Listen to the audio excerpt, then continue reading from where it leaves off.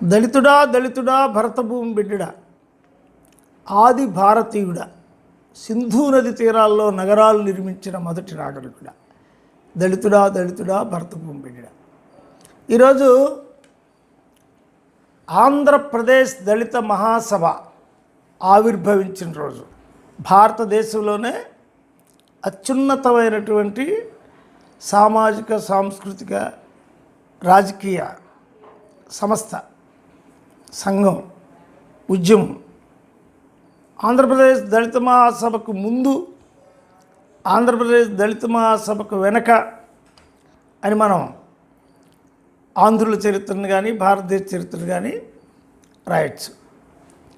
ఎందుకంటే 1985 జూలై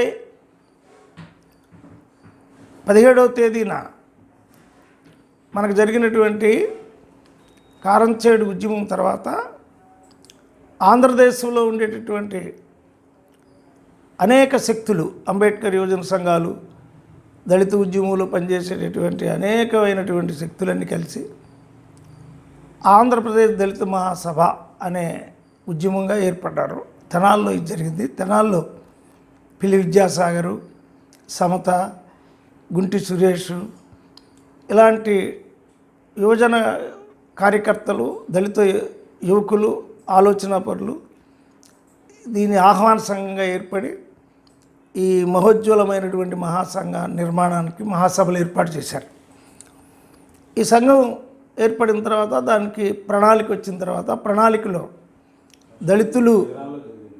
దళితులు అంటే ఎస్సీ, ఎస్టీ, బీసీ, స్త్రీలు, మైనార్టీలు కలిసిన వాళ్ళందరూ దళితులే. అంతేకాకుండా దళితులు అంటే భారతదేశంలో అడగారిన ప్రజలు, సామాజికంగా, ఆర్థికంగా, సాంస్కృతికంగా, తాత్వికంగా, విద్యాపరంగా, రాజకీయంగా అణగారిన ప్రజలందరూ దళితులే అనే పెద్ద నిర్వచనం ఇవ్వడంతో దళితులు అంటే కేవలం ఎస్సీలు అనే కాకుండా దళితులు, అణగారిన ప్రజలందరూ ఈ బ్యానర్ కిందకి సమీకృతమయ్యారు. ముఖ్యంగా కారంచేడు ఉద్యమం తర్వాత ఆంధ్రదేశంలో కారంచేడు ఉద్యమం జరిగేటప్పుడు డాక్టర్ బిఆర్ అంబేద్కర్ మహద్దు చెరువు పోరాటంలో ఏదైతే ఆయన పిలుపునిచ్చాడో మనుస్మృతి దహనం, మనుస్మృతిని దహించడం ద్వారా భారతదేశంలో వర్ణ వ్యవస్థను ధ్వంసం చేసి భారతదేశంలో చాతుర్వర్ణ్య వ్యవస్థ, బ్రాహ్మణ, క్షత్రియ, వైశ్య, శూద్ర వ్యవస్థ అది నిర్మితమైంది. మాత్రమే నిజమైనటువంటి దళితవాడలే, భారతదేశం మొత్తంగా ఉన్న దళితవాడలే భారతదేశ నిర్మాతలు. యక్షులు, కింపురుషులు, గాంధర్వులు అనేక పేర్లతో పిలువబడి, చివరికి రాక్షసులు అనేక పేర్లతో పిలువబడి ఆర్య, వైదిక, హిందూ, బ్రాహ్మణ వ్యవస్థ చేత తరాలుగా, యుగాలుగా తరంబడి, నెట్టబడి, చంపబడి, వేధించబడి, దహించబడిన జాతులన్నిటినీ మేల్కొల్పినటువంటి మహోజ్వల ఉద్యమం మహద్దు చెరువు పోరాట ఉద్యమం. ఈ మహద్దు చెరువు పోరాట ఉద్యమాన్ని మళ్ళీ 1927 తర్వాత 1985లో మరి ఇన్ని దశాబ్దాల తర్వాత మేము స్వీకరించడం జరిగింది. ఈ కారంచేడు ఉద్యమం తర్వాత ఆంధ్రప్రదేశ్ దళిత మహాసభ ఒక నిర్మాణాత్మక సంఘంగా ఏర్పడి అనేక ప్రశ్నల్ని భారతదేశంలో తీసుకురాగలిగింది. ముఖ్యంగా ఈ ఉద్యమం తర్వాత బాధితులకు మేలు జరగడం అనేది, నిందితులు శిక్షించబడటం అనేది ఒక ఎత్తు అయితే, ముఖ్యంగా ప్రధానంగా వచ్చిన మార్పు కమ్మవారి, రెడ్లు, దొడ్లలో వాళ్ళ పాలేరులుగా పనిచేసే వ్యవస్థ దగ్గర ముగింపు పడింది. దళితులు అరే అంటే అరే అనే స్థితికి దళిత ఉద్యమం తెచ్చింది. భూస్వామి అరే అంటే దళితులు తిరిగి అరే అనే స్థాయికి దళిత ఉద్యమం డిటర్మినేషన్ని, ఆత్మగౌరవాన్ని, ఆత్మ విస్తృతిని చారిత్రక దృక్పథాన్ని తీసుకొచ్చింది. నాటేసేవాళ్ళు, కోత కోసేవాళ్ళు, కలుపు తీసేవాళ్ళు, కుప్పగొట్టేవాళ్ళు, ధనాగారాలని ఇళ్ళకి చేర్చేవాళ్ళు, చివరికి దంచేవాళ్ళు, వండేవాళ్ళు కూడా దళితులు అయినప్పుడు ఈ భూమి మీకు ఎక్కడిది అనే ప్రశ్న దళితుల్లో రావడంతో ముందు వీళ్ళు వెట్టి చాకిరి మానేశారు. పెద్ద మార్పు అది. దగ్గర వెట్టి చాకిరి మానేయటం వల్ల అప్పటికి భూస్వాములు హరిత విప్లవం ద్వారా సంపాదించినటువంటి భూమిలో నూతన వంగడాలు, మరి ముఖ్యంగా ట్రాక్టర్లు, నాగళ్ళకు బదులుగా ట్రాక్టర్లు, అనేకమైనటువంటి ఎరువులు, ఇలా 15 బస్తాలు పండేది 40 బస్తాలకు తీసుకెళ్ళి భూస్వాములు పారిశ్రామికవేత్తలుగా, భూస్వాములు విద్యాశాలల నిర్మాణకర్తలుగా, భూస్వాములు రాజకీయవేత్తలుగా మారడంలో కమ్మ, రెడ్డి, కాపు, వెలమ, రాజు లాంటి కులాలు బహుముఖ పెత్తనానికి వచ్చాయి. ఈ బహుముఖ పెత్తనాన్ని దెబ్బతీయడానికి దళిత ఉద్యమం ముందు వాడి బానిసత్వం నుంచి దళితుడిని, అన్నిటికీ దళితుడినే వాడుతున్నాడు. ఎరువేయటానికి దళితుడినే వాడుతున్నాడు. ఆ ఎరువు వల్ల చాలామంది చనిపోతున్నారు. ఎండ్రిని వచ్చినప్పుడు ఎప్పుడైతే వారి దొడ్లో పనిచేయటం అనేది వీళ్ళు మానేశారో, వాళ్ళు లీటర్ల పాలు 10 గేదెలు 20 గేదెలు మేపి వీళ్ళ చేత మేపించి పెద్ద పెద్ద మోపులు గడ్డలు గోయించి రాత్రులు కూడా గేదెల దగ్గర పనిచేయించి వాటికి ఉలవలు పెట్టి తవుడు పెట్టి వాటిని కడిగి వాటిని బాగా మేపిన తర్వాత పెద్ద పెద్ద రేటుకు అమ్ముకొని వీళ్ళకేమో 10 బస్తాలు 15 బస్తాలు సంవత్సరానికి ఇచ్చేటటువంటి పద్ధతి నుంచి ఒకసారిగా బయటకు వచ్చేసారు. అది రెవల్యూషన్. అది socio cultural and economical revolution వచ్చేసింది. దళితులు గట్టు మీద నిలబడి డబ్బులు అడిగే స్థాయికి వచ్చేసారు. ఎవరి ఇంటికి వెళ్ళి పనిచేయట్లేదు.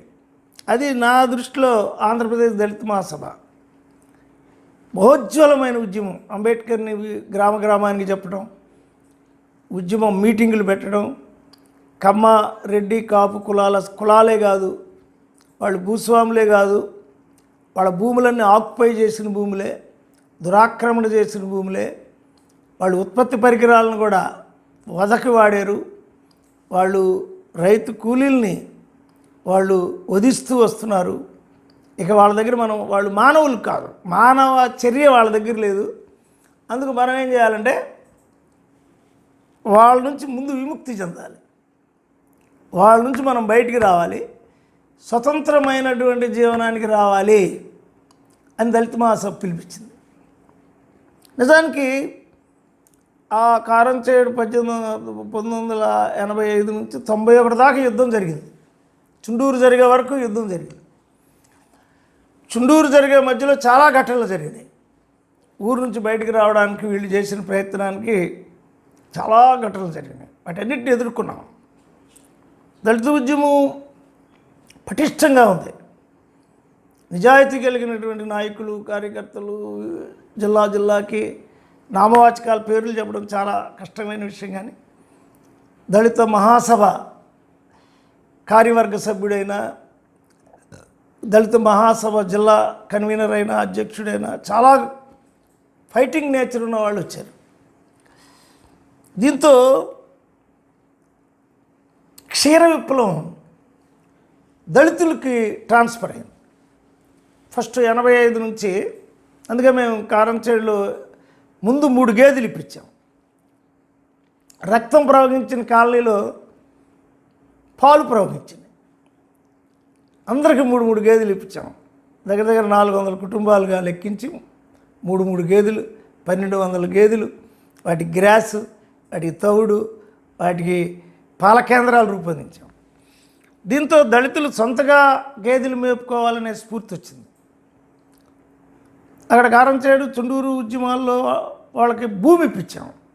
తలా ఎకరం భూమి ఇప్పించాం. ఇన్సిడెంట్ జరగని చోట కూడా ల్యాండే ముఖ్యము, భూమి ఉంటే మన పిల్లల్ని చదివించుకోవచ్చు, భూమి మనం మనం కౌలుకైనా చేయాలి, లేదు భూమి అయినా కొనాలి అనే భావం తీసుకొచ్చాం.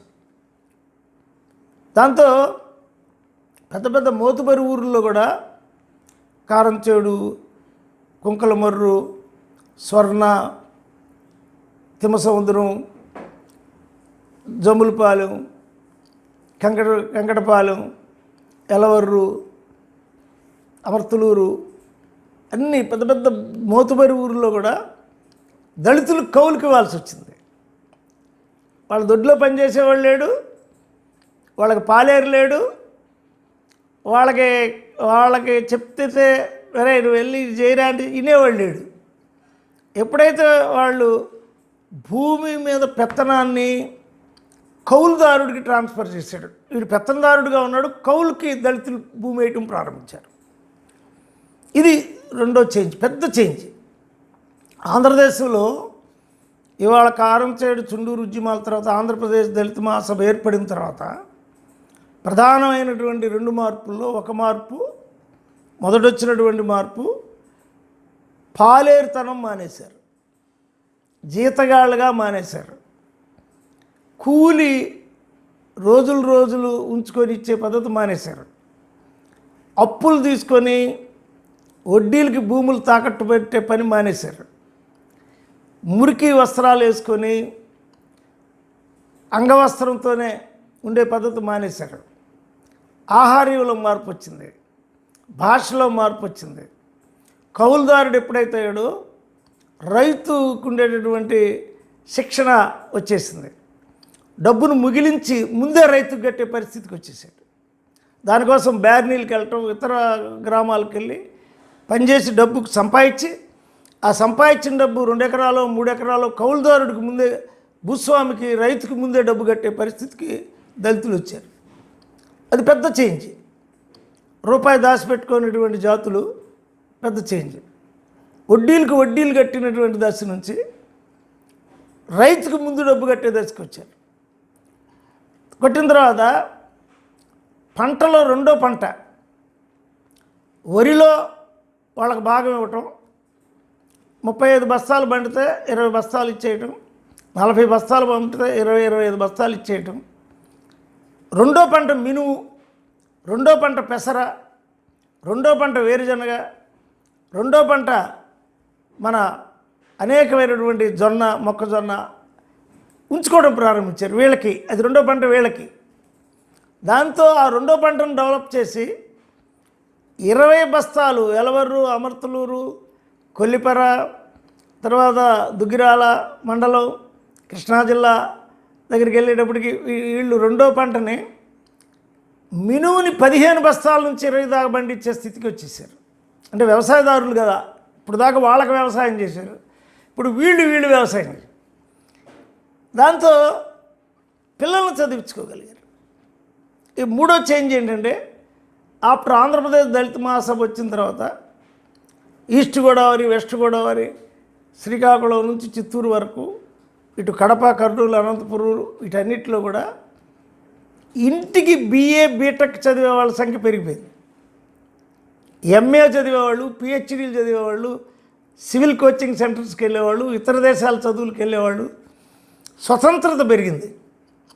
డాక్టర్ బిఆర్ అంబేద్కర్ ఆలోచనని మేము ఊరికి విద్యే మీకు మూలం, స్వతంత్ర భావాలే మీకు మూలం, ఆత్మగౌరవమే మీకు మూలం, ఆత్మగౌరవంతో జీవించండి, ఒరే అంటే ఒరే అని పడద్దు అని వీళ్ళు ఉద్యోగులు అయిన తర్వాత వీళ్ళని ఏదిస్తున్న క్రమం. కానీ వీళ్ళని అట్రాసిటీ చేసినప్పుడు, ఒరే మాలోడా వారు మాది కూడా తిట్టిన దానికి మేము 1989లో 111 మంది ఎంపీలని, 700 మంది ఎమ్మెల్యేలని, SC ST ఎమ్మెల్యేలని పార్లమెంట్ ఎనెక్స్ హాల్లో 3 days సమావేశం చేసి, అసలు అట్రాసిటీ అంటే కత్తితో పొడవడం కాదు, గొడ్డలతో నరగడం కాదు,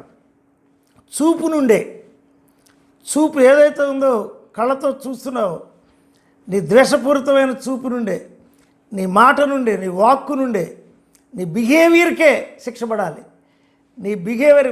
నీ బాడీ లాంగ్వేజ్కి కూడా శిక్ష పడాలని అది ఆంధ్రప్రదేశ్ దళిత మహాసభ అది నేనే నాయకుడిని కాబట్టి ఎన్నో కష్టాలు పడి కుటుంబాన్ని కూడా వదిలి ఢిల్లీలో మరి రామ్విలాస్ పాస్వాన్, మరి ముఖ్యంగా విపి సింగ్ గారు, మరి శరద్ యాదవ్, మరి ముఖ్యంగా ధర్మవీర్ వెంకటస్వామి గారు, మరి రామ్విలాస్ పాస్వాన్ గారి నాయకత్వంలో మరి 111 మంది ఎంపీలని కూర్చి మరి వాళ్ళందరికీ నేను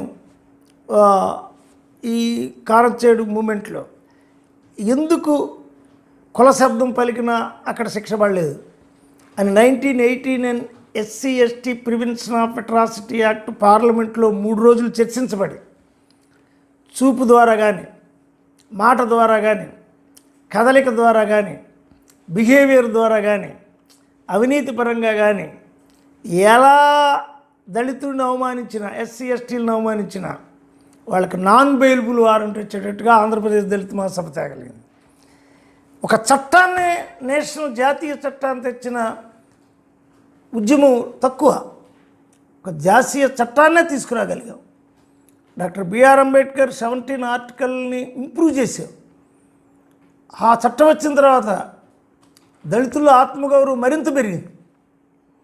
అట్రాసిటీని పోలీస్ స్టేషన్లో బుక్ చేయటమే కాకుండా చుండూరులో దాన్ని అప్లై చేసాం. ప్రత్యేక కోర్టు పెట్టించాం. పివి నరసింహరావు గారితో 3 సార్లు చర్చించాం. ప్రత్యేక కోర్టు ఊరిలో కట్టించాం.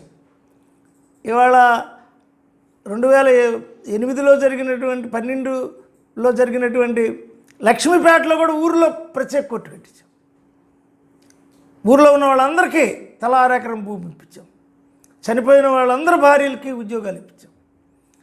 ఆ యాక్ట్ని ఇంప్లిమెంట్ చేసి చూపించాం. అది ఆంధ్రప్రదేశ్ దళిత మహాసభ గొప్పతనం. అదే ఆ స్పృశ్యుని యుద్ధగాథలో మీకు ఈ వివరాలన్నీ తెలియజేయడం జరిగింది. దళితుల ఉద్యమ చరిత్ర 800 పేజీలు రాసాం. ఇంకొక భాగం రాబోతుంది. చేంజెస్ ఏమొచ్చినాయి ఆంధ్రప్రదేశ్ దళిత మహాసభ? ఈ మహోజ్వలమైన ఉద్యమం యొక్క ప్రభావానికి నక్సలైట్ ఉద్యమం గురైంది. నక్సలైట్ ఉద్యమం నుంచి మరి ముఖ్యంగా సత్యమూర్తి గారు బయటకు వచ్చారు. కేజీ సత్యమూర్తి గారు, కంచె ఐలయ్య గారు బయటకు వచ్చారు. సాంబశివరావు గారు వచ్చారు. వైకే గారు వచ్చారు. వీళ్ళందరూ అక్కడ బిఎస్ రాములు గారు ప్రధానమైన పాత్రలు వహించిన వాళ్ళు.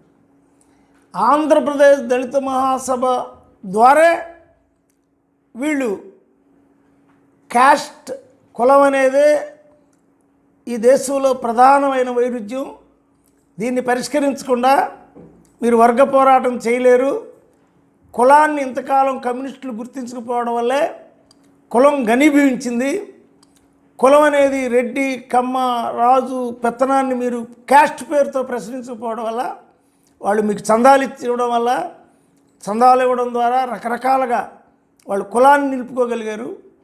ఆర్థికపరమైన పరిణామానికి ఆంధ్రప్రదేశ్ దళిత మహాసభ దోహదం చేసినంత కమ్యూనిస్ట్ ఉద్యమం చేయలేకపోయింది. ఎప్పుడైతే వాళ్ళ ఇంటి నుంచి బయటకు తీసుకొచ్చామో, ఆ పాలేరుగా నుంచి స్వతంత్రుడయ్యాడో, పాలేరు అనే పదాన్ని రద్దు చేశామో, ఎప్పుడైతే నిందని, దాడిని, అవమానాన్ని ఎదుర్కొనేటటువంటి డాక్టర్ బిఆర్ అంబేద్కర్ యొక్క మహోన్నతమైనటువంటి ఆలోచనతో మేము ఎప్పుడైతే నూతనమైన సంస్కృతికి దళిత ఉద్యమం తీసుకొచ్చిందో, అప్పుడు అద్భుతమైనటువంటి పరిణామాలు ఆంధ్రదేశంలో వచ్చినాయి. దానిలో వచ్చినటువంటి పరిణామంలో ప్రధానమైంది విద్య, ఉద్యోగం, స్వయం జీవనం, స్కిల్ వర్క్స్. అప్పటికి ఉద్యమంలో నుంచి అనేక కుటుంబ పరిస్థితుల వల్ల డ్రాప్ అవుట్ అయిన వాడు, పాలేరుగా జీవించాల్సినటువంటి యువకుడు మెల్లగా స్కిల్డ్ వర్క్లోకి, కన్స్ట్రక్షన్లోకి, గృహ కన్స్ట్రక్షన్లోకి తీసుకురాగలిగాం. స్కిల్డ్ వర్క్స్లోకి తీసుకురాగలిగాం.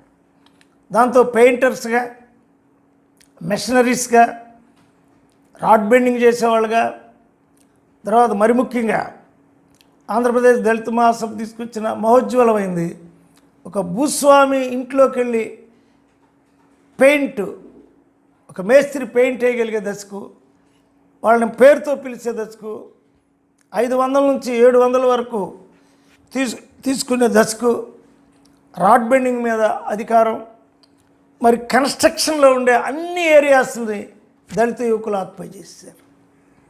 దాంతో రెండో ఏరియా, ప్రధానమైన ఏరియా వ్యవసాయం నుంచి, వ్యవసాయ ఆధారితమైన జీవనం నుంచి విద్య ద్వారా ఉద్యోగానికి, విద్యను పూర్తి చేయలేనటువంటి వాళ్ళు స్కిల్డ్ వర్క్లోకి ఇలా ట్రాన్స్ఫర్మేట్ కాగలిగిన ఆత్మస్థైర్యం వచ్చింది. దాంతో ఇల్లు నిర్మించుకోగలిగారు. ప్రపంచీకరణ, ప్రైవేటీకరణ ద్వారా వచ్చినటువంటి వస్తు సామాగ్రిని కూర్చుకోగలిగారు. మోటార్ బైకులు కొనుక్కోగలిగారు. మొబిలిటీ పెరిగింది. గ్రామం నుంచి సిటీకి వెళ్ళి పనిచేసుకోగలిగినటువంటి స్థాయి వచ్చింది. సొంత ఇల్లు కట్టుకోగలిగారు. సొంత ఇల్లు కట్టుకోవడమే కాకుండా TV, double cot bedroom, privacy, పిల్లల విద్య డెవలప్ అవుతూ వచ్చినాయి. ఆంధ్రప్రదేశ్ దళిత మహాసభ ఎప్పటికప్పుడు అప్ టు డేట్ అవుతూ వచ్చింది. ఈ చుండూరు అయిపోయిన తర్వాత, ప్రత్యేక కోర్టులు పెట్టి అట్రాసిటీస్ తగ్గిన తర్వాత స్త్రీల మీద దృష్టి పెట్టింది. ఆంధ్రప్రదేశ్ దళిత మహాసభ ఆధ్వర్యంలో ఈ మధ్యకాలంలో కల్చరల్ మూమెంట్ నడిపింది. ఎన్నో క్లాసులు పెట్టి చార్వాకులు, బౌద్ధులు, జైనులు, ఆ తర్వాత వచ్చినటువంటి అంబేద్కర్, మహాత్మా ఫూలే, పెరియార్, నారాయణ గురు మొదలుగా కలిగినటువంటి వీళ్ళందరి మీద క్లాసులు చెప్పి ఒక కల్చరల్ ఎంపవర్మెంట్ తీసుకొచ్చింది. తర్వాత 1989లో పొలిటికల్ పవర్ కూడా కావాలి అని 88లో పీపీపీ పెట్టింది. Poor peoples party first document, Telugu నేల మీద ఫస్ట్ పొలిటికల్ డాక్యుమెంట్ తీసింది. కొంతమందిని ఓడించింది.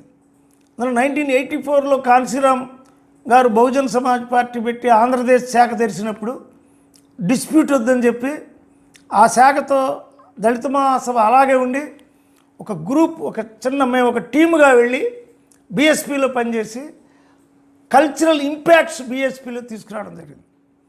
ఇవాళ అంబేద్కర్ పార్కులో మా ఇంపాక్ట్ ఉంది. తర్వాత అక్కడ నాస్తిక మేళా జరిపాము. ఎక్కడ నా సలహాతోటే కాన్సీరామ్ గారు మరి లక్నోలో నాస్తిక మేళా జరిపి సౌత్ ఇండియా నుంచి రైళ్ళు వేసి north India, south India, western India, eastern India దళితులందరినీ లక్నోలో సమావేశపరిచాం. లక్నోలో ఒక పెద్ద సమావేశం చేయగలిగాం. అలాగా రాముడు హంతకుడు, రావణుడు నాయకుడు, నరకాసురుడు నాయకుడు, చంపబడిన వాళ్ళందరూ దళిత నాయకులు, చంపి వాళ్ళ పండగలు చేసుకుంటున్నారనే కల్చరల్ ఆల్టర్నేటివ్స్ తీసుకొచ్చాం. దానికి బుక్స్ రాసాం, లిటరరీ ఏరియా క్రియేట్ చేసాం, లైబ్రరీస్ క్రియేట్ చేసాం. ఆ తర్వాత పొలిటికల్ పవర్ కోసం 1989లోనే ఉద్యోగానికి రాజీనామా చేసి మరి పొన్నూరులో బీఎస్పీ సీటు మీద నిలబడటం జరిగింది. ఆ తర్వాత 1994లో బాపట్లో నిలబడి దళిత ఓట్లు మొత్తాన్ని ఒక బ్యాలెట్లోకి తీసుకురాగలిగి 23,000 ఓట్లు తీసుకొచ్చి కాంగ్రెస్ వెనక్కనట్టగలిగాం. ఇట్స్ మోస్ట్ ఎన్లైటికల్ పొలిటికల్ ఏరియాని క్రియేట్ చేసాం బాపట్ల నియోజకవర్గంలో. అలాగే రాజకీయ చైతన్యం కోసం లక్నో నుంచి, ఢిల్లీ నుంచి మొత్తం భారతదేశంలో రాజకీయ చైతన్యం కోసం మహోద్యమాన్ని ఆంధ్రప్రదేశ్ దళిత కల్చరల్ ఇంపాక్ట్తో నడపడమే కాక వినుకొండలో జాషువా మేళా జరిపి జాషువా భారతదేశంలో గబ్బిలో రాసిన వాడిగా, పేద ప్రజల యొక్క, దళితుల యొక్క గుండె సొదను వినిపించిన వాడిగా ఆయన ముందుకు తీసుకొచ్చారు. ఇలాగా కల్చరల్ ఏరియా డెవలప్ చేసిన తర్వాత స్త్రీలు ఇంకా వెట్టి చాకరిలోనే ఉన్నారు. నాట్లు, కోతలు, కలుపులతో అలసిపోతున్నారు. పురుషుడి చేత కూడా వేధించబడుతున్నారు అని చెప్పి ఆంధ్రప్రదేశ్ దళిత మహాసభ ఆధ్వర్యంలో ఆంధ్రప్రదేశ్ దళిత మహిళా సంఘాన్ని ఏర్పాటు చేసి పెద్ద ఎత్తున స్త్రీలను మొబిలైజ్ చేసి ప్రతి స్త్రీకి ఎకరం పొలం కావాలి. అప్పుడు 75 రూపాయలు ఉన్న పెన్షను 500 చేయాలి. ఆ తర్వాత 1000 చేయాలి, 3000 చేయాలి, 5000 దాకా ఈ పెన్షన్ రావాల్సిన అవసరం ఉంది. ప్రతి స్త్రీకి ఎకరం పొలం ఇవ్వండి, ప్రతి స్త్రీకి ఇళ్ల స్థలం ఇవ్వండి, ప్రతి స్త్రీకి కుటీర పరిశ్రమ పెట్టండి, స్త్రీ పేరు మీదే మీరు ప్రభుత్వం ఏది ఇచ్చినా ఇవ్వాలి అని పెద్ద పెద్ద మీటింగులు, చలో విజయవాడ, చలో ఒంగోలు, చలో ఏలూరు, చలో హైదరాబాదు 2 లక్షల మందితో ఎన్టీఆర్ గ్రౌండ్లో పెట్టి ఆ గ్రౌండ్లో బహోద్యమం నడిపి ఆ గ్రౌండ్లో 2 లక్షల మందిని first time in Andhra Pradesh in India స్త్రీలు సమావేశమై మనుస్మృతిని దగ్ధం చేసి 2 ఎకరాల భూమి ప్రతి దళిత స్త్రీకి ఇవ్వాలనే నినాదమే ఈ రోజున ఇవాళ ఈ రాష్ట్ర ప్రభుత్వాలని మేనిఫెస్టోగా తీసుకొని ఆ ఎకరం భూమి ఇంకా రాలేదు, కానీ ఇచ్చే ప్రతిదీ గవర్నమెంట్ నుంచి ఇచ్చే ప్రతిదీ దళిత స్త్రీకి, అసలు స్త్రీలకే ప్రభుత్వం నుంచి వచ్చే ప్రతిదీ ఇచ్చే ఒక జీవోల్ని ఆంధ్రప్రదేశ్ దళిత మహాసభ తీసుకురాగలిగింది. అంటే సోషియో కల్చరల్ ఎకనామికల్ డెవలప్మెంట్ని ఎస్సీలకి ఎస్టీలకే కాక దళిత స్త్రీలకే కాక బహుజన స్త్రీలకు కూడా తీసుకురావడం కోసం మండల్ కమిషన్ ఉద్యమంలో పాల్గొని ఆంధ్రప్రదేశ్ దళిత మహాసభ మండల్ కమిషన్ ఉద్యమాన్ని ఇన్స్పైర్ చేసి మండల్ పగడకోటే గారు, గౌతులచ్చన్న గారు మొదలుగా కలిగిన వాళ్ళందరితో కలిసి ఎస్సీలు బీసీలు వేరు కాదు, బీసీలు వృత్తుల్లో ఉన్నారు, ఎస్సీలు వ్యవసాయ వృత్తుల్లో ఉన్నారు, బీసీలు శ్రామిక వృత్తుల్లో ఉన్నారు, నేతగాళ్ళు మరి సముద్ర తీర ప్రాంతంలో పనిచేస్తున్న బెస్తలు, కొండలు చేస్తున్న కుమ్మరులు, వీళ్ళందరూ కూడా దళిత స్ఫూర్తి ఉన్న వాళ్ళే, జీవితంలో దళితత్వం ఉన్నవాళ్ళే, వృత్తి కూలిపోయిన వ్యవసాయ కూలీలుగా మారుతున్నారు. వ్యవసాయ కూలీలుగా మారే వాళ్ళ సంఖ్య పెరుగుతుంది. అలాగే అంతకుముందు దళితులు కూడా ఎన్నో వృత్తులు చేసిన వాళ్ళే. వీళ్ళందరూ కూడా ఎడ్యుకేషన్లోకి రావాలి. మండల్ కమిషన్ ప్రకారం బీసీలకు రిజర్వేషన్ 56% రిజర్వేషన్ రావాలి అనే మహోద్యమాన్ని ఆంధ్రప్రదేశ్ దళిత మహాసభ ఆధ్వర్యంలో అద్భుతంగా ఆంధ్రదేశంలో నిర్వహించినప్పుడు ఎంతోమంది బీసీలు ఉద్యమాల్లోకి, నారగోని గారు, బిఎస్ గారు, ఎంతోమంది బీసీలు కూడా ఉద్యమకారులు అయ్యారు. మా ఉద్యమంలో కూడా ఇటు చింతపల్లి గురుప్రసాద్ గారు, దేవరపల్లి మస్తానరావు గారు, సోమరామకృష్ణ గారు, అనేక మంది బీసీలు, ఇక్కడ రజకుల్లో నుంచి కిన్నెర మాలకొండయ్య గారు, అనేక మంది బీసీలు వచ్చారు. ఈ బీసీలు మూమెంట్ని, ఉద్యమాన్ని, ఎస్సీ మూమెంట్ని సమైక్యం చేయటమే కాక మైనారిటీస్ కోసం కూడా పోరాడారు. మైనారిటీస్ కూడా ఈ దేశంలో దళిత క్రైస్తవులు, ముస్లింలు వీళ్ళందరూ కూడా భారతదేశంలో వాళ్ళు వేధింపులు పడలేక ముస్లిం రాజ్యం అప్పుడు ముస్లిం మతాన్ని, క్రైస్తవ రాజ్యం అప్పుడు బ్రిటిష్ రాజ్యం అప్పుడు క్రైస్తవ మతాన్ని తీసుకున్న వాళ్ళే. కానీ వీళ్ళు భారతీయులు, వీళ్ళు దేశీయులు, వీళ్ళు మూలవాసులు. ఈ మూలవాసులు ఇప్పటి వాళ్ళు కాదు. ఈ మూలవాసులు భారతదేశంలో సింధు నాగరికతకు ముందు నుంచి ఉన్నవాళ్ళు అనే ఒక దళిత ఉద్యమ చరిత్రని, దళితాల చరిత్రని 7 భాగాలుగా తీసుకొచ్చి ఈ దళిత చరిత్రని ప్రజలందరిలోకి తీసుకెళ్ళి, యూనివర్సిటీల్లోకి తీసుకెళ్ళి, కాలేజీల్లోకి తీసుకెళ్ళి, సెంట్రల్ యూనివర్సిటీలో, నాగార్జున యూనివర్సిటీలో, ఆంధ్ర యూనివర్సిటీలో, బెంగళూరు యూనివర్సిటీలో, మద్రాసు యూనివర్సిటీల్లో ఆల్టర్నేటివ్ కల్చర్ని సిద్ధాంతంగా బోధించి దళితులే మూలవాసులే సింధు నాగరికత నిర్మాతలు, నదీ నాగరికత నిర్మాతలు, మాతృస్వామ్య వ్యవస్థ నిర్మాతలు. మాతృస్వామిక జీవన విధానం వీళ్ళ దగ్గరే ఉంది.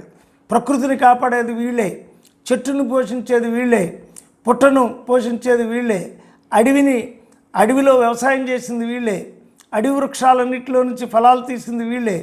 ప్రకృతి జీవులు, భారతదేశంలో ఉండేటటువంటి నది నాగరికత, కొండ నాగరికత, ఈ కొండలన్నీ గిరిజనులవే. తర్వాత దేవుళ్ళుగా మార్చారు. ఈ దేవుళ్ళన్నీ కల్పిత పురుషులు, ఈ బ్రాహ్మణులు దోపిడీదారులు, ఈ కమ్మవార్లు ల్యాండ్ గ్రాబింగ్ గ్రూప్. ఇది భూమిని ఆయుధాల ద్వారా, రెడ్లు కమ్మలు భూమిని ఆయుధాల ద్వారా గ్రహించారు తప్ప శ్రమ చేసి భూమిని సంపాదించలేదు. వీళ్ళందరూ కూడా ఈ భూస్వామ్య కులాలు ఈ దేశంలో దళిత బహుజనుల శ్రమని, రక్తాన్ని దోచుకొని ధనవంతులయ్యారు. ఆ ధనంతో పారిశ్రామికవేత్తలయ్యారు, ఆ ధనంతో వ్యాపారవేత్తలయ్యారు, ఆ ధనంతో పిల్లల్ని అమెరికాలు పంపి అమెరికాల్లో వీధులు సాధించారు అని ఒక పక్క దోపిడీ వ్యవస్థ, కుల ఆధిపత్య వ్యవస్థ యొక్క దోపిడీని ప్రజలకు, యువకులకు, విద్యార్థులకు, ఆలోచనాపరులకు, మేధావులకు అందిస్తూ మేధావుల్లో కూడా దళితవాదానికి సంబంధించిన మేధావులను సృష్టించాం. అగ్రకులాల్లో కూడా దళితవాద సమర్థకుల్ని సృష్టించడం జరిగింది. అందుకే కారంచేడు మూమెంట్ అప్పుడు ఏబికే గారు ఒక ఎడిటోరియల్ రాశాడు. ఏమిటి ఎడిటోరియల్ అంటే ఈ ఈ కారంచేడు కండకావరం అని ఎడిటోరియల్ రాయటం జరిగింది. అంటే కారంచేడు కమ్మవారి కండకావరం అంటే ఎవరు నాటేశారో, ఎవరు కోత కోసారో, ఎవరు కలుపు తీశారో, ఎవరు వ్యవసాయం చేశారో ఆ వ్యవసాయం చేసిన వాళ్ళని కేవలం కులద్వేషంతో వెంటబడి వేటాడి చంపడం, ఇది అధర్మం అని కమ్మవారిలో కూడా కొందరు మాట్లాడే స్థితికి తీసుకొచ్చాం. కమ్యూనిస్టులు కూడా ఇది అధర్మం అని మాట్లాడారు. కానీ కమ్మవారు అనే పదం వాడలేదు. చివరికి ఇప్పుడు కమ్మ, రెడ్డి, వెలమ, క్షత్రియ కులాలు 2 రాష్ట్రాల్లోనూ ఈ కులాలు ఇవి రాజ్యాధికారాన్ని దోపిడీతో సాధించిన కులాలు, పెత్తందారితనంతో సాధించిన కులాలు. ఇందిరాగాంధీ, నెహ్రూ, కాంగ్రెస్ ప్రభుత్వాల్లో రాష్ట్రాలకు ఈ భారతదేశంలో ఉన్న రాష్ట్రాలన్నిటికీ వ్యవసాయ భూస్వామ్య కులాధిపత్యం ఉన్న వాళ్ళకే పెత్తనం ఇచ్చారు అని ఒక పెద్ద చైతన్యాన్ని, రాజకీయ చైతన్యాన్ని తీసుకొచ్చాం. అందులోకి ఆంధ్ర తెలంగాణ ఉద్యమం వచ్చింది. అందులో ఆంధ్రప్రదేశ్ దళిత మహాసభ 2 రాష్ట్రాలు విడిపోవాలనే సిద్ధాంతం తీసుకుంది. 2 రాష్ట్రాలు విడిపోతే ఏంటి ప్రయోజనం అని అందరూ అడిగారు. ఆంధ్రప్రదేశ్కి సంబంధించి 960 కిలోమీటర్ల సముద్ర తీర ప్రాంతం అనుకుంది. మరి 960 కిలోమీటర్ల సముద్ర తీర ప్రాంతంలో ఆసియాలోనే ఇంత పెద్ద కోస్ట్ ఉన్న రాష్ట్రం లేదు. మరి మనం ఇంగ్లీష్ వాళ్ళు వచ్చేటప్పటికే భీమునిపట్నం, విశాఖపట్నం, నిజాంపట్నం, కొత్తపట్నం, చెన్నపట్నం దాకా వాడరేవులు రూపొందించుకొని ఫ్రెంచ్, డచ్, ఇంగ్లీష్ వాళ్ళు ఇక్కడికి వచ్చి టోపీలు అమ్ముకుని, ఆ తర్వాత తుపాకులు అమ్ముకునే దశకి, ఆ తర్వాత మొఘలాయ సామ్రాజ్యంలో వాళ్ళు ప్రవేశించి బలహీనతలు ఎక్కడెక్కడ ఉన్నాయో ఆ బలహీనతల నుంచి చివరికి భారతదేశాన్ని ఆక్యుపై చేసే దశకు సముద్ర తీర ప్రాంతంలో ఒక పక్క కల్చరల్ ఎవల్యూషన్ జరిగింది, మరొక భారతదేశం ఆక్రమించుకోవడానికి మూలమైన సముద్ర తీర ప్రాంతం. అటువంటి సముద్ర తీర ప్రాంతం ఆంధ్రప్రదేశ్కు ఉంది. దానికి దగ్గర 100 కిలోమీటర్ల యువతల వరకు కూడా భూమి అలాగే ఉంది, వ్యవసాయీకరించలేదు. అనేక మందికి లీజులకు ఇచ్చారు, భూస్వాములకి, పెత్తందారులకి, పారిశ్రామికవేత్తలకి లీజులకు ఇచ్చారు. ఆంధ్రదేశంలో ఉన్న భూమి 30-40% కూడా ఉపయోగంలో లేదు. గోదావరి, కృష్ణా నది, నదులన్నీ, పెన్నా నది ప్రవహిస్తున్నాయి, కానీ వాటి వినియోగం 30-40% కూడా వ్యవసాయానికి ఉపయోగంగా లేదు. అందుకు మన రాష్ట్రాన్ని మనం నిర్మించుకుందాం. ఇప్పుడు ఒక సిటీ లేదు. ఒక రోజున ధాన్యకటకంగా పేరు పొందిన అమరావతి భారతదేశంలో అత్యున్నత నగరంగా పేరు పొంది అంతటి నగరం కట్టాలని విజయనగరం సామ్రాజ్యాధిపతి కూడా ఉవ్విళ్ళూరి కృష్ణదేవరాయలు విజయనగరంలో అటువంటి నగరం కట్టాలని వరుణా ద్వీపవతి తటాంచలమనం ఒప్రస్థలి చుంబితాంబరమై సౌద సుధా ప్రాలే రుంగమండలి హరిణంబై అటువంటి నదిలో నగరం కనపడే నగరాన్ని కట్టాలని ఉవ్విళ్ళూరినంతగా అమరావతి ఉంది. కాబట్టి ఆ అమరావతిని కేంద్రంగా మనం ఒక పక్క విశాఖపట్నం కేంద్రంగా, మరోపక్క కర్నూలు కేంద్రంగా మనం ఆంధ్ర రాష్ట్రాన్ని నిర్మించుకుందాం. ఈ ఆంధ్ర రాష్ట్రంలో మనకు అనేక మినరల్స్, అనేక ఖనిజాలు, ఉక్కు ఇతర దేశాలకు అమ్మబడింది. ఇతర దేశాలకు తవ్వి గ్రెనైట్స్ ఈ దోపిడీదారులంతా ఉపయోగించుకుంటున్నారు. వీటిని దేశానికి ఉపయోగిద్దాం, వ్యవసాయ భూమిని పెంచుదాం, ఉత్పత్తులు పెంచుదాం, ఫ్యాక్టరీలు పెంచుదాం, నగరాలు పెంచుదాం అని మేము వాదించి ఈ ఆంధ్రప్రదేశ్ని తీసుకొచ్చాం. ఆంధ్రప్రదేశ్ దళిత మహాసభ ఒక్కటే శ్రీకృష్ణ కమిటీకి రిపోర్ట్ ఇవ్వగలిగింది. శ్రీకృష్ణ కమిటీకి రిపోర్ట్ ఇచ్చిన తర్వాత శ్రీకృష్ణ కమిటీ మొట్టమొదటిసారిగా ఇది రిలవెంట్ సబ్జెక్ట్ అని అటు తెలంగాణకు కూడా మేము చాలా చెప్పాం. కల్చరల్ ఐడెంటిటీస్ పెంచుకోవచ్చు, వ్యవసాయాన్ని పెంచుకోవచ్చు, ఫ్యాక్టరీలు పెంచుకోవచ్చు, తర్వాత హైదరాబాద్ నగరాన్ని 2వ రాజధానిగా కూడా మీరు చేసుకోవచ్చు. మీరు ఢిల్లీ తర్వాత 2వ రాజధానిగా వాళ్ళకి కావాల్సిన వాళ్ళకి చెప్పాం. చివరికి రెడ్డి రాజ్యం కూడా కూలిపోద్ది, సామాజిక రాజ్యాలు పెరుగుతాయి అని రెడ్ల సంఖ్య చెప్పి ఆ రెడ్డి రాజ్యాన్ని కూల్చడానికి కూడా అవకాశం ఉంటుందని 2 రాష్ట్రాలు చేర్చడానికి కీలకమైన పాత్ర ఆంధ్రప్రదేశ్ దళిత మహాసభ వహించింది. ఆంధ్రప్రదేశ్ దళిత మహాసభ అంటే అది జాతీయోద్యమం. అది ఇతర దేశాలకి వాయిస్ తీసుకెళ్ళింది. మరి లండన్లో హౌస్ ఆఫ్ కామన్స్లో జరిగినటువంటి అంబేద్కర్ శతజయంతికి హాజరై అక్కడ చార్వాక దర్శనం లాంటి పుస్తకాన్ని, క్యాస్ట్ అండ్ ఆల్టర్నేటివ్ పుస్తకాన్ని లండన్ పార్లమెంటు భవన్లో ఆవిష్కరించడం జరిగింది. ఎనెక్సాల్ లండన్ పార్లమెంట్ హౌస్లో, తర్వాత ఇండియన్ హౌస్లో విపి సింగ్ గారి ద్వారా మరి ఇండియన్ హౌస్లో ఆవిష్కరించడం జరిగింది. దక్షిణాఫ్రికాలో జరిగినటువంటి మహోజ్వలమైనటువంటి డర్బన్లో జరిగినటువంటి ప్రపంచ మానవ హక్కుల మహాసభలో పాల్గొని భారతదేశంలో దళితులు, ఎస్టీలు, ఎస్సీలు, బీసీలు, స్త్రీలు పడుతున్నటువంటి ఆవేదన గురించి, వాళ్ళ హక్కుల గురించి మాట్లాడడం జరిగింది.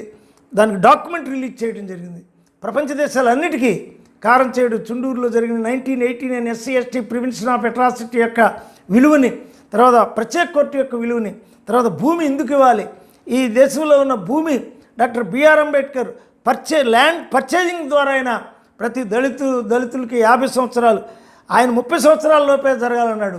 70 ఏళ్ళన్నా ఇందుకు జరగలేదని ఈ రోజుకి ఆంధ్రప్రదేశ్ దళిత మహాసభ ఇవాళ ముఖ్యమంత్రికి 15 లేఖలు ఇప్పటికే రాయటం జరిగింది. అంటే అనేక ఫీల్డ్స్లో ఒక హిస్టారికల్ ఫీల్డ్లో, ఎడ్యుకేషన్లో విముక్తి చేయటంలో, స్త్రీలను విముక్తి చేయటంలో, యువకులను విముక్తి చేయటంలో, ఎన్రిచ్ చేయటంలో, వాళ్ళ బలహీనతలను తీసేసి వ్యక్తిత్వ నిర్మాణం అని చెప్పి ఇప్పుడు లేటెస్ట్గా పర్సనాలిటీ డెవలప్మెంట్ మీద మరి ఐన్స్టీన్ లాంటి వాడిని తీసుకొచ్చి అంబేద్కర్, మహాత్మా పూలే, పెరియార్, నారాయణ గురు, ఐన్స్టీన్, డార్విన్, బుద్ధుడు, అశోకుడు, వీళ్ళందరి పర్సనాలిటీస్ దళితులకు రావాలని ఈ రోజున మహోద్యమాన్ని మనం తీసుకుని వెళ్తూ ఉన్నాం. ఈ మహోద్యమం అనేటటువంటి దానిలో అనేక పరిణామాలు. మొట్టమొదటి కారంచేడు మూమెంట్ అప్పటికే మేము దగ్గర ఒక 20,000 పుస్తకాలు అధ్యయనం చేస్తున్నాం. ప్రపంచవ్యాపితమైన ఉద్యమాలను అధ్యయనం చేస్తున్నాం. జాతీయోద్యమాన్ని అధ్యయనం చేస్తున్నాం. ముఖ్యంగా అంబేద్కర్ ఉద్యమాన్ని, దళిత్ ఫాంథర్స్ మూమెంట్ని, ప్రపంచంలో జరుగుతున్న నల్ల ఉద్యమాన్ని, బ్లాక్ మూమెంట్ని ఇవన్నీ అధ్యయనం చేసి భారతదేశంలో దళితుల విముక్తి అంటే అది రాజకీయ విముక్తి, సాంఘిక విముక్తి, సాంస్కృతిక విముక్తి, విద్యా విముక్తి, ఇవన్నీ విముక్తి చేసుకుంటూ ఒక నూతనమైన సమాజాన్ని రూపొందిస్తూ క్రమంలో దళితుల రాజ్యాధికారాన్ని కూడా మనం తీసుకురావాలి. 2024కే మనం అసెంబ్లీలో 2 రాష్ట్రాల్లో ప్రవేశించాలని కూడా పెద్ద ఎత్తున ఉద్యమాన్ని నిర్వహించే క్రమంలో నవ్యాంధ్ర పార్టీని పెట్టి, నవ్యాంధ్ర పార్టీకి మరి పెద్ద ఎత్తున అన్ని పార్టీల్లో ఉండేటువంటి వాళ్ళందరినీ పిలిచి, సిపిఐ, సిపిఎం, మిగిలిన పార్టీలను కూడా పిలిచి విజయవాడలో బ్రహ్మాండమైన ఆవిష్కరణోత్సవం జరిపాం.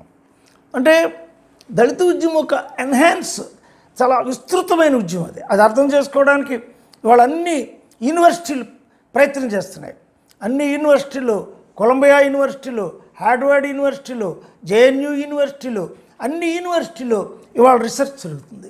ఏంటి ఆంధ్రప్రదేశ్ దళిత మహాసభ వచ్చిన తర్వాత నక్సలైట్ మూమెంట్లో ఎందుకు చీలికొచ్చింది, సత్యమూర్తి గారు ఎందుకు బయటకు వచ్చారు, లోన గణపతులు, ఆపతులు అని పెట్టుకునేటువంటి వాళ్ళు ఎందుకు ఇవాళ ఎబ్రివేషన్స్ మారుస్తున్నారు, ఇవాళ వాళ్ళ సిద్ధాంతాలు ఎందుకు మారుస్తున్నారు, వాళ్ళు ఎక్కడ పోరాడారో ఆ కరీంనగర్లోనే ఎందుకు అస్పృశ్యత ఉంది, వాళ్ళు ఎక్కడ పోరాడారో సాయుధ పోరాటం నడిపారో ఆ హెచ్చర్లలోనే, ఆ శ్రీకాకుళం జిల్లాలోనే గ్లాసులు బయటపెట్టే పరిస్థితి ఎందుకు ఉంది అంటే టార్గెట్ చేయలేదా?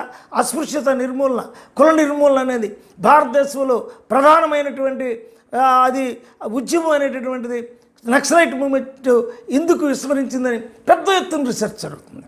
నక్సలైట్ ఉద్యమం కేవలం ఆర్థిక ఉద్యమంగా నడిచిందా, ఆర్థిక సాయుధ ఉద్యమంగా నడిచిందా, డైలెక్టికల్ మెటీరియలిజాన్ని ఒకవైపే వాళ్ళు ఆవిష్కరించారా, సోషియో కల్చరల్ రెవల్యూషన్కి వాళ్ళు పూనుకోలేదా అనే డిబేటు ఇప్పుడు జేఎన్యూలో విపరీతంగా జరుగుతుంది. జేఎన్యూ నుంచి మరి వాళ్ళు కొంత ఆలోచన చేసి నీళ్ళాలు ఉద్యమం అని చెప్పి ఇవాళ ప్రారంభం జరిగింది.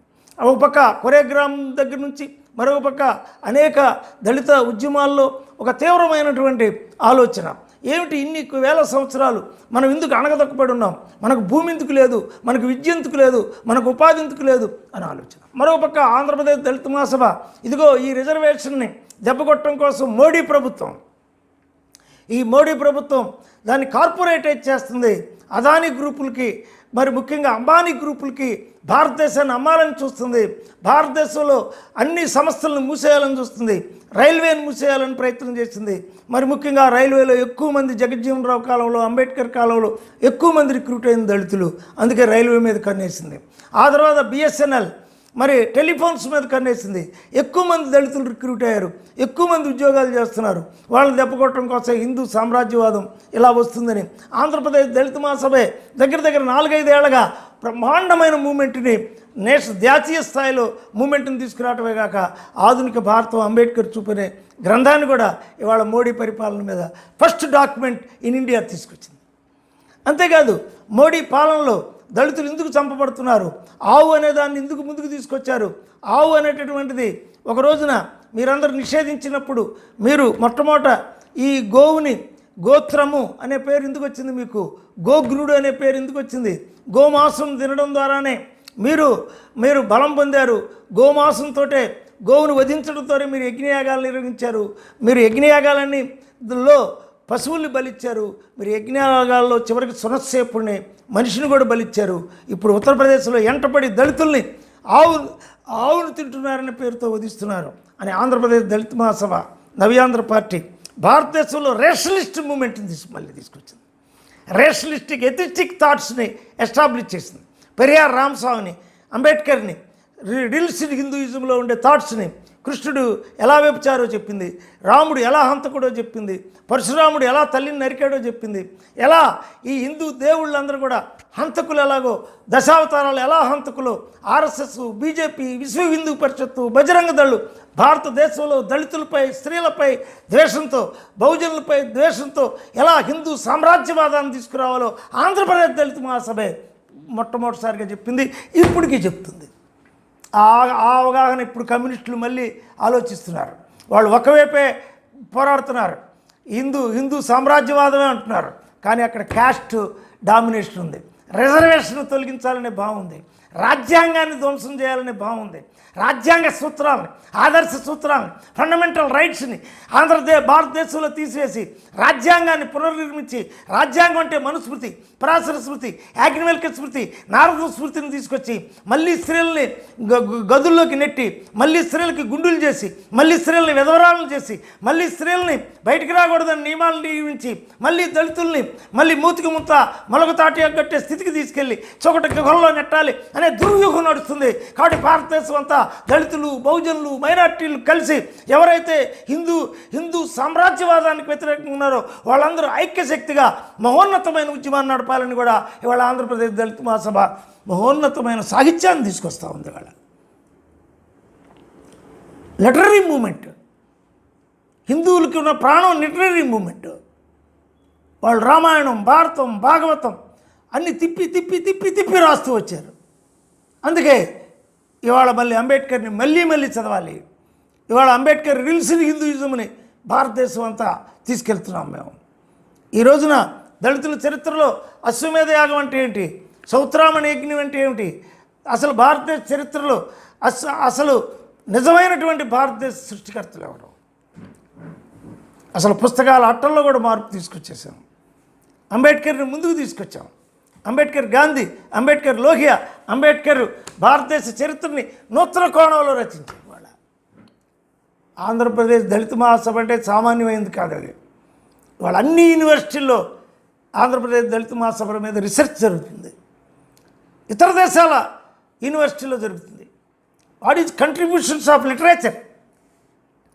ఇవాళ నేనొక్కనే ఇప్పటికే 75 పుస్తకాలు తీసుకొచ్చాం. రేపు 75, 76, 77 వస్తున్నాయి. కొన్ని వందల మంది రచయితలు ఏర్పడ్డారు, వేల మంది కవులు ఏర్పడ్డారు, వేల మంది పాటగాళ్ళు ఏర్పడ్డారు.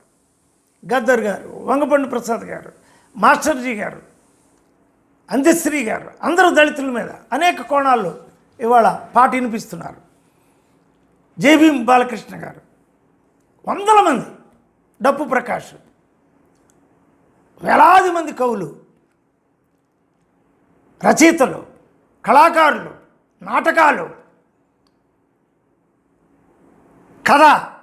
కథానిక, నవల, బోయి జంగయ్య అనేకమైన తెలంగాణ మీద నవలు రచించాడు. కొలకలూరు ఇనాక్ గారు వాళ్ళ ఊరి బావి మీద ఊరబావిని కథకి అద్భుతమైన పేరు వచ్చింది. ఇవాళ జాషువా ఆధునిక దళిత సాహిత్యోద్యమానికి ఆయన యుగకర్త అన్నందుకు 100 మంది కవులు ఇప్పుడు ఏర్పడ్డారు. శ్రీశ్రీగా అంతరింపజేశాం. మళ్ళీ దళిత ఉద్యమ యుగం స్టార్ట్ చేశాం. ఈ రోజున వేలాది మంది సైంటిస్టులు, బీటెక్ చదివిన వాళ్ళు, ఇతర దేశాల్లో వెళ్తున్న వాళ్ళు, అమెరికా వెళ్తున్న వాళ్ళు, రష్యా చదివి ఎంబీబీఎస్ చేస్తున్న వాళ్ళు, చైనా వెళ్ళి ఎంబీబీఎస్ చేస్తున్న వాళ్ళు, ఇవాళ లండన్ వెళ్ళి యూకే వెళ్ళి ఎంబీఏ చేస్తున్న వాళ్ళు దళితుల్లో పెరిగారు. ఇవాళ సినిమా ప్రపంచంలో కూడా దళితులు వెళ్తున్నారు. ఇవాళ దక్షిణ భారతదేశం మొత్తంలో ఇళయరాజా గారితో చర్చించాం. మరి అందరికీ సంగీత భిక్ష పెట్టింది ఆయనే. ఇవాళ ఏఆర్ రెహమాన్ అంటే మొత్తం సామాజిక, సాంస్కృతిక, ఆర్థిక, రాజకీయ రంగాలన్నీ మార్పులు, ఒక పక్క ప్రత్యామ్నాయ మార్పులకు ఆంధ్రప్రదేశ్ దళిత మహాసభ పెద్ద ఎత్తున కృషి చేసింది. ఈ రోజున మోడీ ప్రభుత్వం దిగాలి అంటే ఆంధ్రప్రదేశ్ దళిత మహాసభ సిద్ధాంతాలు అర్థం చేసుకోకుండా, ఆంధ్రప్రదేశ్ దళిత మహాసభ యొక్క మహోన్నతమైనటువంటి మేనిఫెస్టోని అర్థం చేసుకోకుండా ఇవాళ మోడీ రాజ్యాన్ని దించడం సాధ్యం కాదు. మూమెంట్ ఇట్ సెల్ఫ్, మూమెంట్ అంటే కేవలం రాజకీయమే కాదు, రాజకీయ సామాజిక సాంస్కృతిక శాస్త్రం, రాజకీయ సామాజిక సాంస్కృతిక తాత్విక శాస్త్రం, రాజకీయ సామాజిక సాంస్కృతిక తాత్విక కార్యాచరణ, రాజకీయ సామాజిక సాంస్కృతిక విద్యా తాత్విక మహోజ్వలమైనటువంటి ప్రత్యామ్నాయ జీవన విధానం. ప్రతి ఇంట్లో గ్రంథాలయం ఉండాలి, ప్రతి మనిషి చేతిలో పుస్తకం ఉండాలి, ప్రతివాడు బులుగు చొక్కా వేసుకోవాలి, ప్రతివాడు అంబేద్కర్ సూత్రాలను చెప్పగలగాలి, గోళ్ళ మీద కుల నిర్మూలనని రాయగలగాలి. ఇంటర్కాస్ట్ మ్యారేజ్ని ఇంప్రూవ్ చేశాం. సమాజంలో వచ్చిన మార్పుల వల్ల కులాంతర వివాహ వ్యవస్థ పెరుగుతుంది. కులాంతర వివాహాన్ని యాక్సెప్ట్ చేయకుండా పవిత్ర హత్యలు చేసే వాళ్ళ మీద కేసులు పెట్టి వాళ్ళు శిక్షించి అవి ఆపుతున్నాం. కులాంతర వివాహాన్ని రైట్ చేస్తున్నాం. ప్రతి సచివాలయంలోనూ కులాంతర వివాహ వేదిక పెట్టాలని డిమాండ్ చేస్తున్నాం. ప్రతి గ్రామంలో కులాంతర వివాహాల జోరు పెరగాలి, కులం పోవాలి. కులం పోయినప్పుడే సహజీవనం, సహ వ్యవస్థ మహోజ్వలమైన సామాజిక రూపం వస్తుందని ఆంధ్రప్రదేశ్ దళిత సామాజిక శాస్త్రాన్ని ఇంప్రూవ్ చేస్తుంది, సామాజిక సాంస్కృతిక శాస్త్రాన్ని మహోజ్వలం చేస్తుంది. అందుకే ఆంధ్రప్రదేశ్ దళిత మహాసభ ఈ 30 ఏళ్లలో తీసుకొచ్చిన, భారతదేశంలో అంతర్జాతీయంగా తీసుకొచ్చిన మహోజ్వలమైన మార్పులు, అవి ప్రపంచవ్యాప్తంగా కొన్ని వందల వేల పుస్తకాలు ఈ మార్పుల గురించి రాస్తున్నారు, మాట్లాడుతున్నారు.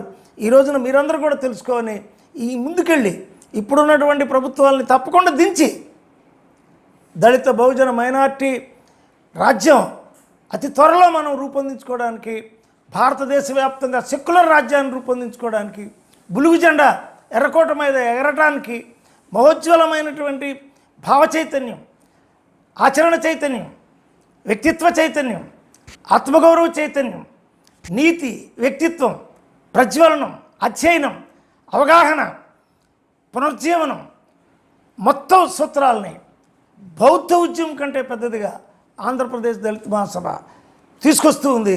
ఇందులో మీరు భాగస్వాములు అవుతారని, మాతో కలిసి ఈ మహోజ్వల పునర్జీవన ప్రత్యామ్నాయ మహోజ్వల ఉద్యమంలో మీరందరూ చేయగలుగుతారని, ఆంధ్రప్రదేశ్ దళిత మహాసభ పునర్జీవనోద్యమానికి మీరు చేతునిస్తారని ఈ ఆవిర్భావ దినోత్సవం రోజున 3 దశాబ్దాలైన రోజున పిలుపునిస్తున్నాను.